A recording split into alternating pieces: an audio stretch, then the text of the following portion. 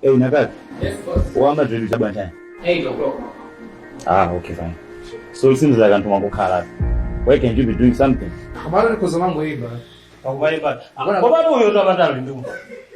Ndimayenda muzinda wa Bethlehem, nakumana ndi mnyamata akuvina, akudumba kuyimba mosangalala, ndipo ine ndinamufunsa, suja iwe naliwa kungu pobada, nanga bwanji upenya lero, nati Yesu adutsa kuno, wakuza maso wanga, wanipata kunika ndipo ndima watawa. Yesu adutsa kuno, ndimayenda mumalo pembeza, nakumana ndima iuja wadama, akudumba kuyimba mosangalala, ndipo ndima wanga unakundo.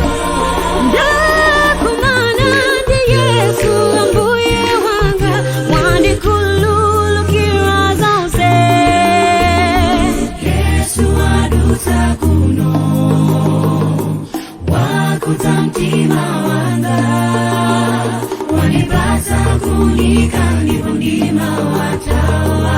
Yesu adutsa kuno, Yesu adutsa kuno, wakuza mtima wanga, wanipatsa kunika ndipo ndima watawa.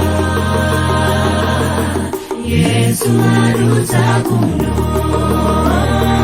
Yesu adutsa kuno, wakuza mtima wanga, wanipatsa kunika ndipo ndima watawa. Yesu adutsa kuno, Yesu akudutsa kuno, akuzaliwe ndine, alipatsa